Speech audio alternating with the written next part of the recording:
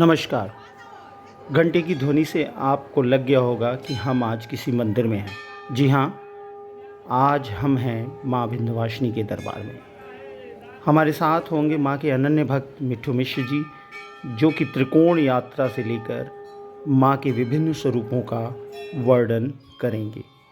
साथ ही बताएंगे कि कितना पावन है यह विंध्य धाम, कौन कौन सी कहानियाँ इसमें छिपी हुई हैं।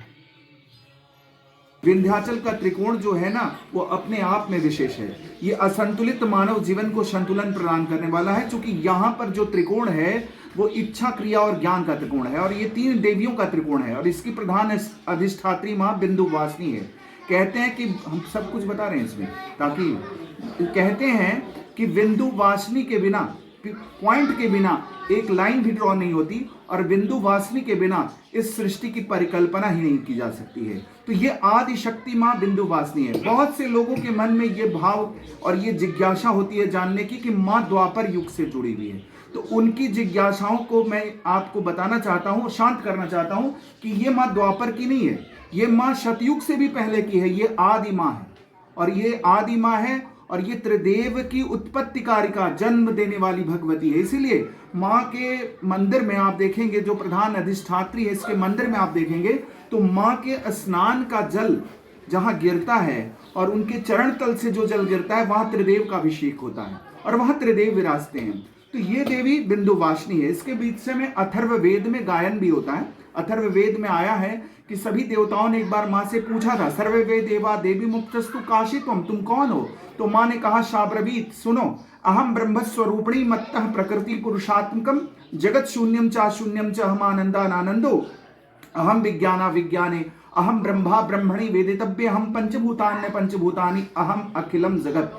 ये पूरा अखिल जगत जो है, ये सब मेरे द्वारा निर्मित हुए हैं। ये चराचर जगत पूरा, ये सूर्य, आकाश, नक्षत्र और तारे सब मुझसे जो है आपको संचालित होते हैं। तो ये भगवती यहाँ पर जो विराजती है, प्रधान अधिष्ठात्री की देवी विंध्यवासिनी कहते हैं। ये माँ वो है जिसने मनु और शत्रुपा को, प्रथम प्रकृति पुरुष मनु और शत्रुपा को सृष्टि के नवनिर्माण की सफलता का आशीर्वाद दिया, और इस धाम में आके विराजी भगवती ये माँ विंध्यवासिनी है। और यहाँ पे जो दूसरी देवी है, जिसे क्रिया की देवी कहते हैं, वो खेचरी मुद्रा में यहाँ पर आकाश की ओर मुख खोले हुए माँ है। वो है माँ रक्तबीज संहारिका। रक्तबीज के संहार करने की मुख मुद्रा आपको यहाँ पर देखने को मिलती है। वो दूसरी देवी है यहाँ पर खेचरी मुद्रा वाली महाकाली खो का जो विग्रह है, वो आप जाकर के देखिए। ऐसा मुख मुद्रा वाला विग्रह पूरे इस ब्रह्मांड में आपको कहीं देखने को नहीं मिलेगा। वो खेचरी है, ऊपर की ओर, आकाश की ओर मुख खोले हुए। ऐसा इसलिए है कि ये माँ के पास वो रहस्यमयी शक्ति का शमन करने का शक्ति थी जो रक्तबीज के पास था। रक्तबीज की वो रहस्यमयी शक्ति थी कि रक्तबीज को जब जब भगवती मारती थी और धरा पे उसके ब्लड के ड्रॉपलेट्स जहां जहां गिरते थे, पुनः रक्तबीज उत्पन्न हो जाता था। माँ ने उसके इसी रहस्य के शमन के लिए अपनी जिह्वा को रणक्षेत्र बनाया, और उसके साथ उस पर युद्ध लड़ी और समस्त रक्तों को पी करके उसका शमन कर दिया। तो यहाँ वो माँ उसी खेचरी मुद्रा में है, और यहाँ माँ की पूजा तंत्र पूजा के माध्यम से मदिरा पान द्वारा कराई जाती है, और यहाँ माँ के मुख में मदिरा पान कराया। यहाँ इस मदिरा पान का तर्कशास्त्र ये है कि जिसके एक बूंद लेने मात्र से मेरी चेतना विकृत हो जाए और हमारी विकृतियां उत्पन्न हो जाए और हम आसुरी शक्ति की तरह व्यवहार करने लगे, भगवती उसका पान करती है। तो माँ हम भक्तों को यह संदेश प्रेषित करती है कि तू आ मेरे पास, अपने समस्त विकारों को मेरे मुख में डाल दे, और यहां से विकार मुक्त होके जा, विकार युक्त न रह। तो पहली बिंदु की देवी जो अधिष्ठात्री विंध्यवासिनी, जो शून्य की अधिष्ठात्री है, एक का कोई मान नहीं होता, उसके पीछे 0 लगा दीजिए, 10 होता है, एक 0 और लगाइए 100, एक 0 और लगाइए 1000, 0 लगाते जाइए और इसका मान बढ़ाते जाइए। तो ये खाकपति को शंखपति बनाती है माँ विंध्यवासिनी आद्या शक्ति, और क्रिया में सुधार करती है महाकाली खो वाली देवी, खेचरी मुद्रा वाली हमारी महाकाली खो की देवी। तीसरी बिंदु पे जब आप चलते हैं तो वो जिज्ञासा आपकी शांत होती है जो द्वापर युग से जुड़ी है। वो माँ यहाँ ज्ञान का पीठ बनाने आई द्वापर युग में, कंस के हाथों से जो आकाश मार्ग से इस धाम में आई है, ये उद्घोष करके कि कंस तेरी मृत्यु है अटल, तुझे मारने वाला आ चुका, मैं चली विंध्याचल। जो विंध्यस्थाम विंध्य निलयाम विंध्य पर्वतवासिनीम योगिनीम योगमायाम त्वाम चंडिकाम प्रणमाम्यहम, जिसके संदर्भ में आया है कि नंद गोप गृहे जाता यशोदा गर्भ संभवात तस्तु नाशिष्यामी विंध्याचल निवासिनी। और ये नंद के घर में जन्मी थी और कृष्ण के जन्म को सफल कराई थी और आकाश मार्ग से आई इस धाम में और यहाँ ज्ञान की देवी के रूप में आई और अष्टभुजाओं से भक्तों की रक्षा करने वाली माँ अष्टभुजा है। अब ये ज्ञान की देवी है, एक भक्त इसका अवलोकन करना चाहे तो कैसे जानेगा कि ये ज्ञान की देवी है? तो इसको जानने के लिए आपको अष्टभुजा जी के मंदिर में चलना पड़ेगा और अष्टभुजा जी के मंदिर में आप चलेंगे तो माँ के उस मंदिर के जो है आपको पूरा अवलोकन वास्तु का यदि करेंगे तो वहां माँ गुफा में विराजती है और माँ के मुखमंडल जो है बालिका रूप में है और बालिका रूप में माँ वहां पर विराजती है और प्रवेश द्वार से ही आप झुक के जाएंगे और तब तक झुके रहेंगे। प्रकृति की ऐसी बनावट है, तब तक आप झुके रहेंगे जब तक कि माँ के श्री चरणों का आशीर्वाद नहीं प्राप्त कर लेते। जो ही आप आशीर्वाद प्राप्त करते हैं दाहिने और मुड़ते हैं, सीधे खड़े हो जाते हैं। तो ये मैसेज आपको मिल गया कि ज्ञान प्राप्त करने के लिए व्यक्ति को झुकना पड़ता है। तो आप देखिए, इच्छा की प्राप्ति, क्रिया में सुधार और ज्ञान की प्राप्ति, यही यहाँ पर त्रिकोण है। इच्छा, क्रिया और ज्ञान का त्रिकोण इसे कहते हैं। इसी दर्शन करने से, त्रिकोण दर्शन करने से असंतुलित मानव जीवन संतुलित हो जाता है और इसीलिए यहाँ पर इसे सिद्धपीठ कहते हैं। सशरीर भगवती यहाँ विद्यमान है और अल्प समय में ये सिद्धि को प्रदान करने वाला स्थान है। यहाँ के संदर्भ में आदिगुरु शंकराचार्य ने कहा है कि किसी भी साधक की साधना तब तक अधूरी मानी जाएगी जब तक कि वो विंध्याचल जी में आकर के माँ के चरण रज को प्राप्त नहीं कर लेता। इसी वजह से आप देखिए यहाँ संतों का एक बहुत बड़ा जो है आपको आगमन का साक्ष्य मिलता है। यहाँ आनंदमयी माँ आकर के जो है सिद्धि को प्राप्त की, देवराहा बाबा जी ने यहाँ सिद्धि को प्राप्त किया, यहाँ तैलंग स्वामी जी आए, आदि गुरु शंकराचार्य जी भी मैंने प्रमाण दिया, यहाँ गुरु नानक देव जी आए और गुरु नानक देव जी द्वारा दिया गया जयकारा आज भी हम लोग परंपरा से लगाते हैं। श्रृंगार पूजा होने के बाद बोलेगा सो निहाल होगा, बोल साचे दरबार की जय, हे दरबारा वाली आपकी सदाई जय, फिर बोल लौकड़े वीर की जय, हे वीर साहब आपकी सदाई जय, फिर बोल जंगल में मंगल करने वाली आपकी सदाई जय हो। आप गौर करें इन सभी शब्दों पे, तो ये शब्द मैक्सिमम इसमें पंजाबी हैं। हमारा ये मिर्जापुर जनपद पंजाबियों का बाहुल्य क्षेत्र नहीं रहा है, बंगाली रहे हैं, हमारे यहाँ बंगाली का चौराहा रहा है लेकिन पंजाबी का चौराहा नहीं रहा है। तो ये शब्द आए कहाँ से? ये जरूर कोई विशेष संत यहाँ आए जिन्होंने हम लोगों को दिया और परंपराओं से हम वो जयकारा लगा रहे हैं, तो उनके साक्ष्य भी यहाँ मिलते हैं। और ये गुरु नानक देव जी द्वारा दिए गए जो माँ की शक्ति को जब उन्होंने रिसीव किया था ना, तब उन्होंने इस संदेश को दिया और ये जयकारे दिए जिसे आज भी हम लोग परंपरा से लगाते हैं और जो है माँ की कृपा आशीर्वाद को प्राप्त करते हैं। तो मैं जिस विषय पे आना चाहता हूँ कि देखिए ये धाम जो है अपने आप में विशेष है। कहते हैं विंध्य क्षेत्रे समम क्षेत्रे नास्ति ब्रह्मांड गोलोके, पूरे गोलोक में ऐसा ऊर्जावान स्थान अन्यत्र कहीं नहीं है। क्यों नहीं है? क्योंकि यहाँ जो जो आया है वो विशेष हो गया। अगर कोई व्यक्ति आया तो इसकी शक्ति ऐसी मिली कि वो विशेष हो गया। यहाँ गंगा आई तो गंगा भी विशेष हो गई। कहते हैं गंगाया विंध्य संबंध्या दुशेषण प्रलभ्य थे। गंगा पूरी अपनी अथक यात्रा में, आप जान लें, गंगा अपनी पूरी अथक यात्रा में यही एक ऐसा स्थान है जहां पर्वत के ऊपर से बह रही है, कहीं पर्वत के ऊपर से नहीं बही है। और यहाँ विंध्य पर्वत और गंगा के संगम की वजह से ही इसे मणिद्वीप भी कहा जाता है। और इसी संगम स्थली पे भगवान राम को आना पड़ा था त्रेता युग में। तो देखिए त्रेता में भगवान राम से संबंध जुड़े हैं।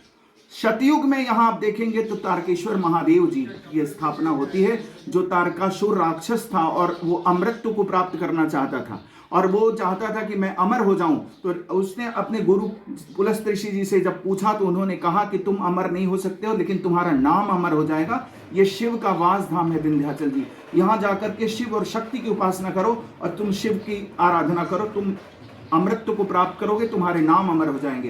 तारकासुर आते हैं और यहाँ एक शिवलिंग को स्थापित करते हैं और भगवान को प्रसन्नचित्त करना शुरू कर देते हैं। महादेव प्रकट हो जाते हैं और कहते हैं कि तारकासुर, आज से जो तुमने ये शिवलिंग स्थापित किया है वो आज से तुम्हारे नाम से जाना जाएगा और यहाँ एक जो कुंड तुमने निर्माण किया है मेरे अभिषेक के लिए, तारक कुंड के नाम से जाना जाएगा। आज भी तारकेश्वर महादेव जी है।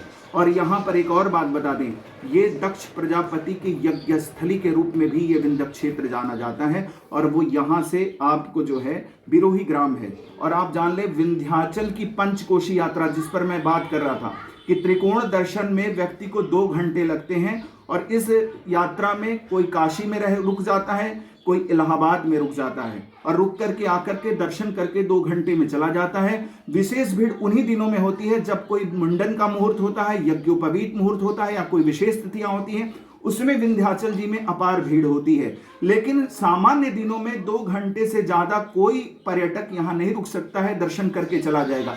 जबकि विंध्याचल जी में सामर्थ्य है कि अगर इसकी उपेक्षित पंचकोशी यात्रा को प्रकाश में ला दी जाए तो ये 24 घंटा पर्यटकों को रोक सकती है। और आपको मैं बताना चाहता हूं, ये सभी दर्शनीय स्थल गंगा के किनारे अवस्थित हैं। और मेरा मानना है कि आप जो है तारकेश्वर महादेव जो मिर्जापुर के बरिया घाट में है, और बिरोही ग्राम जो बिरोही में आपको जो है वीरभद्र जी का मंदिर है जो दक्ष प्रजापति के यज्ञ से जुड़ा हुआ है, उसे मैं आगे बताऊंगा। ये 18 किलोमीटर का रेडियस है। 18 किलोमीटर की अगर पद यात्रा की जाएगी विंध्याचल की पंचकोशी यात्रा के अंतर्गत, तो यहाँ पर पर्यटक 24 घंटे रुकेंगे और ये सर्वांगीण विकास को देने वाला होगा। इससे होटल उद्योग को फायदा होगा। स्थानीय 18 किलोमीटर के सर्वांगीण विकास होंगे। करना सिर्फ ये है कि मिर्जापुर की कचहरी घाट से लेकर के बिरोही के वीरभद्र जहां पर अपना ये है अपना गैपुरा तक जो है, आप गंगा के पैरेलल मेरीन ड्राइव स्तर पे आप रोड का निर्माण कीजिए और इस रोड के साथ ही आप म्यूजिकल पाथवे बना दीजिए, जिस पाथवे पे जो है पदयात्रा करके और जो है आपको पर्यटक इस 18 किलोमीटर की यात्रा करेंगे। इस यात्रा में के क्रम में उनको क्या क्या दर्शन करने को मिलेगा, इस पे भी प्रकाश डाल देता हूं। इस यात्रा के क्रम में उन्हें दर्शन करने को मिलेंगे सबसे पहले तारकेश्वर महादेव जी के। आप जान लीजिए तारकेश्वर महादेव जी के पास ही राम बाग है, जहां भगवान राम आए थे और राम ने जिस बाग से पुष्प तोड़ करके तारकेश्वर महादेव जी को अर्पित किया था, उनकी पूजा आराधना की थी, उसी बाग को राम बाग कहते हैं यहाँ पे। और यहाँ पे देखिए मिर्जापुर में तारकापुर एक स्थान है, तारकापुर जहां तारक कुंड हुआ। नामों पर भी अगर आप थोड़ा सा प्रकाश डालते जाएंगे तो विंध्याचल जी के इन तमाम साक्ष्यों के आधार पे जो यहाँ के आपको हमारे आध्यात्मिक महत्व है उनका प्रकाश मिलता जाएगा। यही नारायण रूपवान हुए थे, रूपवान मतलब सुंदर हुए थे, और इसीलिए हमारे यहाँ मिर्जापुर में सुंदर घाट है। हमारे यहाँ नारायण आए थे और नारायण ने तप किया था, तभी यहाँ पर नारायण को पुंडरीकाक्ष नाम मिला था। और यहाँ पे नारायण ने भी कुंड के निर्माण किए जिसे नारायण कुंड कहते हैं। मिर्जापुर में नार घाट भी है और नारायण घाट भी है। आप देखिए तो वहां नारायण जी के मंदिर होने के भी प्रमाण हमारे यहाँ साक्ष्यों के आधार पर मिलते हैं, तो उनके आप दर्शन कर सकते हैं। और वहां आप तारकेश्वर महादेव जी के दर्शन करते हैं। इसी दर्शन के क्रम में आप उस जो है हमारे यहाँ की सबसे बड़ी धरोहर पक्के घाट की कलाकृतियों के दर्शन कर सकते हैं, जो पर्यटकों को आकर्षित करने का काम करेगा। उसके बाद आप आइए तो यहाँ वामन भगवान के मंदिर है। वामनावतार जो हुआ था, उस वामनावतार से जुड़ा हुआ आपको यहाँ एक मंदिर है और यहाँ पर ही वामन के चरण पड़े थे। इसीलिए जो चुनार आप नाम सुनते हैं, चुनार चरणाद्रि, जो चरण पड़ा, इसी वजह से चरणाद्रि होने के कारण ही उसे चुनार के नाम से जाना जाता है, अपभ्रंश हुआ। तो यहाँ वामन भगवान के जहाँ मंदिर हैं, उस वामन भगवान के मंदिर के पास ही एक नदी है जिसकी हमारे यहाँ की पौराणिक मान्यता है। उसे 2 नामों से जाना जाता है, एक पुण्य जला भी कहते हैं और एक अघ जला नदी भी कहते हैं। अघ माने होता है पाप और जला माने जलाने वाली, पाप को जलाने वाली नदी का गंगा से संगम होता है। वही वामन भगवान के मंदिर हैं। वहां स्नान करने से एक अश्वमेघ यज्ञ के फल की प्राप्ति होती है। ये वामन भगवान का मंदिर अघजला नदी के ऊपर और गंगा जी के संगम तट पर अवस्थित है। इसीलिए देखिए आज यहाँ जो पुल है, एक पुल है पत्थर का निर्मित, उसे कहते हैं ओझला पुल। ओझला मतलब ओझल हो जाने वाला, तो ये अपभ्रंश हुआ। अघजला पुल, अघजला नदी थी और उसके ऊपर पुल बना, अघजला पुल अपभ्रंश होके ओझला हो गया। ओझल माने दिखाई नहीं देने वाला। अघजला, अघ मीन्स पाप होता है, अघ मीन्स पाप, और जलाने वाली नदी यहाँ पर विराजमान है। तो ये अघजला नदी के जहाँ अघजला नदी और गंगा का संगम हो रहा है, वहीं पर वामन भगवान के मंदिर हैं। उसके आप आगे बढ़ेंगे तो आपको कंतितेश्वर महादेव जी के दर्शन होंगे। चूंकि आपको बता दें ये शिव का वासधाम है और यहाँ अनंत शिव विराजमान है, यहाँ गंगा में भी अनंत शिव विराजमान है। और जो जो आए हैं यहाँ शिवलिंग स्थापित किए हैं और शिवलिंग स्थापित करके ही उन्हें जो है शिव और शक्ति का आशीर्वाद प्राप्त हुआ है। आगे जब बढ़ते हैं आप जो है तो माँ विंध्यवासिनी प्रधान अधिष्ठात्री के दर्शन होंगे। उसके आगे थोड़ी दूर पढ़ेंगे तो एक स्थान और है जो उपेक्षित है, जिसे गंगेश्वर के नाम से जाना जाता है। यहाँ पे ये भी अपभ्रंश हुए हैं, गंगा में होने की वजह से ये गंगेश्वर हो गए, जो कि ये गर्गेश्वर थे। गर्ग ऋषि जी ने इनको स्थापित किया था। वो कथा इस तरह से है, द्वापर युग से जुड़ी हुई है। इस कथा में आप जान लें कि द्वापर युग में जब देवकी और वासुदेव जो है कारागार में आपको जो है पड़े थे और उन्हें उनके संतानों को बारी बारी से कंस मारे जा रहा था, तो व्यथित थे, चिंतित थे और इस पर उन्होंने अपने कुल गुरु गर्ग ऋषि जी को कारागार में याद किया। गुरु जी वहां पहुंचे और उनकी व्यथाओं को सुने। व्यथाओं को सुनने के बाद उन्होंने उनको संतोष दिलाया और आश्वस्त किया कि आप सब मुझे संकल्प दीजिए, मैं जाऊंगा आदिशक्ति महारानी विंध्यवासिनी के धाम में और जाके वहां यज्ञ करूंगा और यज्ञ करने के फलस्वरूप भगवती की कृपा होगी और आपको दीर्घजीवी संतति की प्राप्ति होगी। वहां से संकल्प लेकर के गुरु जी, उनकी कुल देवी है माँ विंध्यवासिनी, देवकी और वासुदेव की, तो भगवती के दरबार में गुरु गर्ग ऋषि जी आते हैं और शिव और शक्ति के साथ भगवती की आराधना करते हैं। तो जिस शिवलिंग को स्थापित उन्होंने किया वही आज यहाँ पर गर्गेश्वर महादेव जी हैं। उसका भी चमत्कार आगे बताऊंगा। वो गर्गेश्वर महादेव जी की स्थापना के बाद वो यहाँ लक्षचंडी यज्ञ करते हैं और भगवती को प्रसन्न करते हैं। शिव शक्ति की उपासना के साथ भगवती प्रसन्न होती है, महर्षि को दर्शन देती है और कहती है कि महर्षि मैं तुमसे प्रसन्नचित हूँ, तुम्हारे आने का आशय जानती हूँ और चलो मैंने नारायण को आदेश दे दिया है, वो देवकी के गर्भ से उत्पन्न होंगे और मैं स्वतः चल रही हूँ जो है आपको नंद के घर में उनके रक्षार्थ और उनके जन्म को सफल कराऊंगी। तो माँ विंध्यवासिनी की ही अंश कंस के मर्दन के लिए नंद के घर में जाकर जन्म लेती है और कृष्ण के जन्म को सफल कराती है। तो अगर आप इस कथाओं के आधार पर देखेंगे तो कृष्ण जन्म की पटकथा भी विंध्याचल जी से ही लिखी गई है और यहाँ पर वो स्थान आज भी विराजमान है। और इसका सबसे बड़ा आपको मैं चमत्कार बताता हूँ गर्गेश्वर महादेव जी का। ये 4 महीने गंगा के जल में रहती हैं और 4 महीने के बाद अन्य महीनों में ये ऊपर दर्शन देते हैं। ये विंध्याचल जी को ये चमत्कार, ये आपको एक्सक्लूसिव मैं आपको ये दे रहा हूँ न्यूज। ये 4 महीने जल में रहते हैं और बाकी दिन ये ऊपर रहते हैं।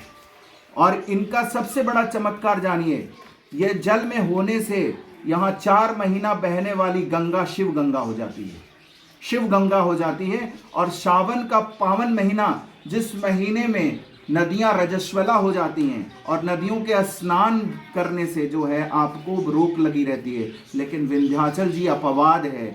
यहाँ स्नान करने मात्र से हमें शिव और गंगा दोनों के आशीर्वाद प्राप्त होते हैं। ये है गंगा के यहाँ के विशेष महत्व। और आप जान लें भगवती की चरण शक्ति को सावन का पावन महीना एक दुर्लभ योग और उत्पन्न करता है। यहाँ पर माँ की शक्ति की जलधारा, माँ की शक्ति की जलधारा लेकर के गंगा जल के माध्यम से जब यहाँ से गंगा बाबा विश्वनाथ की नगरी काशी में जाती है, तो काशी से गंग द्वार से जब बाबा विश्वनाथ का जो जलाभिषेक होता है ना, तो शक्ति और शिव का मिलन होता है। और एक और जान लीजिए, एक परंपरा, जबरदस्त परंपरा है। काशी के वासी सावन के पावन महीने में जहाँ सारे जगत के लोग जाते हैं काशी बाबा का अभिषेक करने, वहीं काशी के वासी पदयात्रा करके माँ के दरबार में आते हैं और यहाँ विधि समेत पूजन करते हैं। तो काशी के वासियों के माध्यम से स्वयं शिव जो है आते हैं माँ के पास मिलने और यहाँ से जलधारा पकड़ करके माँ जाती है शिव से मिलने। तो ये शिव और शक्ति के मिलन का एक दुर्लभ सुयोग होता है सावन के पावन महीने में। ये आपको बहुत प्रमुख पॉइंट है। अब आप देखें यहाँ पर जो मैं कह रहा था कि आप आगे जब बढ़ेंगे, इससे आगे जब बढ़ेंगे तो आपको वह स्थान मिलेगा जो रामगया है, त्रेता युग से जाना जाता है। रामगया की कहानी ये है कि वहाँ पर आप आज भी चलेंगे तो रामगया में आपको देखने को मिलेगा, वहाँ भगवान राम के चरणों के निशानों की मान्यता है, माँ जानकी के चरणों के निशानों की मान्यता है और हनुमंत लाल जी के चरणों, सबके चरण चिन्हों की मान्यता वहाँ प्राप्त होती है रामशिला के पास। और आपको बता दें एक विशेष महत्व यहाँ के लिए है, चूँकि आप एक कथा जानते होंगे कि यहाँ पर सूर्य ने की गति को किसी समय विंध्याचल ने रोक दिया था और घोर अंधकार व्याप्त हो गया था और उस समय सारे देवता जब असमर्थता जता लिए थे तो त्रिदेवियों ने कहा था कि आप ऐसा करो, सारे जो है ऋषि महर्षियों को, कि आप जा करके उसके गुरु अगस्त ऋषि से निवेदन करो। अगस्त ऋषि जी यदि आएंगे तभी विंध्याचल जी झुकेगा, और नहीं तो नहीं झुक सकता। वो काशी में है, जाकर के उनसे प्रार्थना और निवेदन करो। सभी लोग जाकर के जो है ऋषिगण देवतागण उनसे निवेदन करते हैं अगस्त ऋषि जी से। और जब अगस्त ऋषि जी का आगमन होता है तो विंध्य पर्वत जैसे ही उनको देखता है अपने गुरु जी को आते हुए, जो सूर्य को की गति को रोक दिया था, सिर्फ इसलिए कि नारद जी ने जो है सुमेरु और विंध्य में जो बहुत प्रगाढ़ संबंध थे, कुछ बातों को लेकर के ये हो गई थी, कहा कि वो अहंकारी है, वो इतना बड़ा है, मैं बड़ा होकर के दिखाता हूँ। तो उस बड़ेपन में जो है विंध्य जो है इनकी जो है रास्ते को रोक दिया था सूर्य की। तब गुरु जी जब आते हैं तो ये साष्टांग दंडवत करता है और गुरु जी को अभिवादन करता है। विंध्य पर्वत, गुरु जी कहते हैं कि विंध्य थोड़ा और झुक जाओ, तुम्हारी पीठ पर चढ़ करके मुझे दक्षिणांचल जाना है। और सुनो विंध्य, जब तक मैं लौट करके ना हूं तब तक तुम इसी तरह झुके रहो। आज भी गुरु का पालन करते हुए विंध्याचल जी झुके हुए हैं और गुरु जी दक्षिणांचल चले गए। तो उसी तरह से यहाँ सूर्य की प्रथम किरण, उसी के कारण से सूर्य की प्रथम किरण जब यहाँ निकलती है तो माँ के ध्वजा पताके पे पड़ती है, और सूर्य की अंतिम किरण माँ के चरणों पे पड़ती है, तब सूर्य अस्ताचल की ओर जाता है। लेकिन चरणों पे कहाँ पड़ती है? ये राम गया में पड़ती है, जहाँ माँ जानकी के चरणों के निशान हैं, और वहाँ पे सूर्य अंतिम किरण डाल करके अस्ताचल की ओर जाते हैं। ये कथा इस तरह की है, जब भगवान राम राज सिंहासन पे, भगवान राम के यहाँ आने की आगमन की कथा को मैं बताता हूँ कि क्यों भगवान राम विंध्याचल जी आए। विंध्याचल जी आने के आगमन की कथा ये है कि जब भगवान राम जो थे आपको अयोध्या में राज सिंहासन पर आरूढ़ होने के लिए आए तो उन्हें दो चिंता सताने लगी। प्रथम चिंता ये थी कि उनके पिताजी को सद्गति की प्राप्ति नहीं हुई, उनके अनुपस्थिति में पिताजी स्वर्गवासी हो गए, और उन्हें जो है आपको चिंता ये सता रही थी कि इन्हें किस तरह से तृप्ति मिले और मुक्ति मिले, इसके उपाय करने चाहिए। दूसरी चिंता ये थी कि रावण का वध उनके हाथों से हुआ था, और रावण जो था ब्राह्मण था, तो राम को ये लगता था कि मुझे ब्रह्म हत्या जैसा महापाप भी लग गया है। इन दोनों चीज़ों को लेकर के वह व्यथित और चिंतित थे। इस पर गुरु वशिष्ठ जी को उन्होंने बुलाया कि गुरु जी कृपा बरसाओ और मुझे इन से जो है मुक्ति दिलाओ कि पिता को सद्गति प्राप्ति हो और मुझे ब्रह्म हत्या जैसे महापाप से मुक्ति मिले। तो गुरु जी ने कहा कि आप चिंता न करो राजन, आप ऐसा करो, गया श्राद्ध के लिए हम लोग चलते हैं, और बिहार में जो गया जी है वहाँ श्राद्ध के लिए चलते हैं, और वहाँ चल करके पिता की सद्गति का उपाय करते हैं। तो इसी आपको जो है उपाय के अंतर्गत उन्होंने पहला पिंडदान जो है वहाँ से प्रारंभ किया। सरजू जी के तट पर उन्होंने पहला पिंडदान किया। दूसरा पिंडदान की मान्यता है कि उन्होंने तीर्थराज प्रयाग में की। और तीसरा, जब वो रास्ते से जा रहे थे, इस यात्रा से जब वो जा रहे थे, तो इसी यात्रा में जाने पर उन्हें जब विंध्याचल जी के क्षेत्र से होकर के गुजरना पड़ा तीर्थराज प्रयाग होते हुए, तो यहाँ मान्यता है कि उनका विमान ठहर गया। इस पर भगवान राम ने गुरु से ये प्रश्न किया कि आपको गुरु जी ये कौन ऐसा स्थान है जहाँ मेरा विमान खींचा जा रहा है? तो उन्होंने कहा कि गुरु जी ने कहा कि सुनो राजन, इस धाम के संदर्भ में धरती पर विचरण करने वाले नारद ने पूर्व में मुझसे कहा था कि यहाँ के विषय में कि विंध्यक क्षेत्रे समम क्षेत्रे नास्ति ब्रह्मांड गोलोके, पूरे गोलोक में ऐसा ऊर्जावान स्थान कहीं नहीं है। यहाँ माँ विंध्यवासिनी विराजती है अपनी संपूर्ण शक्तियों के साथ। और राजन, यहाँ पर एक नदी है कर्णावती, जो दक्षिण विंध्य पर्वत से निकलती है और गंगा से उसका संगम होता है। उस संगम पर स्नान करने वाले जातक को जो है ब्रह्म हत्या जैसा महापाप यदि लगा हो तो तक्षण मुक्त हो जाता है। इसके साथ ही नारायण, यहाँ विंध्य पर्वत और गंगा का संगम हुआ है। इस संगम के जल को स्पर्श कर लेने मात्र से पितरगण जो है वो तृप्त हो जाते हैं, और इस संगम स्थली पर यदि पिंडदान किया जाए तो पितरों को तक्षण सद्गति प्रदान करने वाला है। और नारायण, यहाँ ये शिव का वास धाम माना जाता है। यहाँ अनंत शिव है। यहाँ शिवलिंग स्थापित करने का भी विशेष महत्व है। जो भी यहाँ आए हैं वो शिवलिंग स्थापित किए हैं, इसलिए यहाँ शिवलिंग की स्थापना का भी विशेष महत्व माना जाता है। जब सविस्तार यहाँ की कथाओं को श्रवण किया है भगवान राम ने गुरु वशिष्ठ से, तो उन्होंने आदेश दिया कि जो है आप विमान को गुरु जी यहीं रुकवाइए। तो विमान यहाँ ठहरता है और यहाँ भगवान राम जो है आपको दर्शन करते हैं इस धाम के, और यहाँ सबसे पहले वो स्नान करते हैं आपको जो है उस संगम स्थली पे जो कर्णावती और गंगा का संगम स्थल रहा है, वहाँ स्नान करते हैं। इसी वजह से अभी विगत दिनों हमारे यहाँ अचला सप्तमी का मेला लगता है और अचला सप्तमी पे वहाँ पर स्नान और का विशेष महत्व बताया गया है। तो वहाँ स्नान करते हैं और स्नान करने के उपरांत वो आगे बढ़ते हैं और यहाँ विंध्य पर्वत और गंगा की जो संगम स्थली है वहाँ अपने पितरों की सद्गति के लिए पिंडदान करते हैं। और चूंकि वो गया जा रहे थे और यहाँ पितरों की सद्गति के लिए उन्होंने जब पिंडदान किया तो वो उनके द्वारा नाम दिया गया राम गया, इसीलिए उसको राम गया कहा जाता है, राम जी का गया। तो अब देखिए वो राम गया में, इसीलिए यहाँ पर जो है आपको पितृपक्ष के महीने में अपार भीड़ लगती है, आपको लाखों की संख्या में भक्तगण आते हैं और अपने पितरों की सद्गति के लिए पिंडदान करते हैं। ये राम से, त्रेता युग से ये परंपरा है। उसके बाद भगवान राम जी आदिशक्ति माँ महारानी विंध्यवासिनी के दर्शन करते हैं। दर्शन उपरांत वो जो है आपको तारकेश्वर महादेव जी के दर्शन करते हैं। उस बगीचे से फूल पुष्प तोड़ करके भगवान जो है तारकेश्वर जी को चढ़ाते हैं, जो रामबाग से नाम से जाना जाता है। और उसी यात्रा के क्रम में भगवती सीता को प्यास लगी थी तो उन्होंने एक कुंड का निर्माण किया और वो कुंड औषधीय जल से भरा हुआ हमारा सीता कुंड है।